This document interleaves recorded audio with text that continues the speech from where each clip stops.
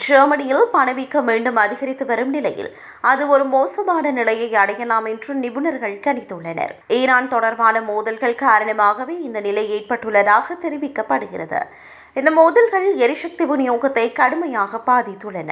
இதனால் பல்வேறு நாட்டு மக்களின் அன்றாட வாழ்க்கை சுமை சடுதியாக அதிகரித்துள்ளது. டிசம்பரில் பவேரியா போன்ற இடங்களில் 1.9% இருந்த பணவீக்கம் மார்ச் மாதத்தில் 2.8% உயர்ந்தது. வடக்கு ரைன் வெஸ்ட்பாலியா மற்றும் லோவர் சாக்சோனி போன்ற பிற பகுதிகளிலும் இதேபோன்ற அதிகரிப்புகள் பதிவாகியுள்ளன. எண்ணெய் மற்றும் எரிவாயு ஆகியவற்றின் விலை உயர்வு இந்த பணவீக்க உயர்வுக்கு முக்கிய காரணமாகும். இவ்வாறிருக்க உலகளாவிய எண்ணெய் போக்குவரத்திற்கு அவசியமான பாதையான ஹோர்மூஸ் பகுதியளவு மூடப்பட்டுள்ளது. இதன் காரணமாக எரிபொருள் மற்றும் வெப்பமூட்டும் செலவுகள் அதிகரித்துள்ளன. இந்நிலையில் மக்கள் ஏற்கனவே போரின் தாக்கத்தை உணர ஆரம்பித்துள்ளனர். இவ்வாறு இருக்க இது வெறும் ஆரம்பம் மட்டுமே என நிபுணர்கள் எச்சரிக்கின்றனர். உற்பத்தி மற்றும் போக்குவரத்து செலவுகள் அதிகரிக்கும் என்பதால் பொருட்கள் மற்றும் சேவைகளின் விலைகளும் தொடர்ந்து அதிகரிக்கும்.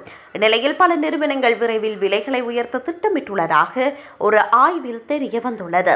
இவ்வாறான சூழ்நிலையில் ஜெர்மன் முழுவதும் பணவீக்கம் சுமார் 2.7% எட்டும் என்றும் எதிர்வரும் மாதங்களில் அது தொடர்ந்து அதிகரிக்கும் எனவும் பொருளாதார வல்லுநர்கள் கணித்துள்ளனர்.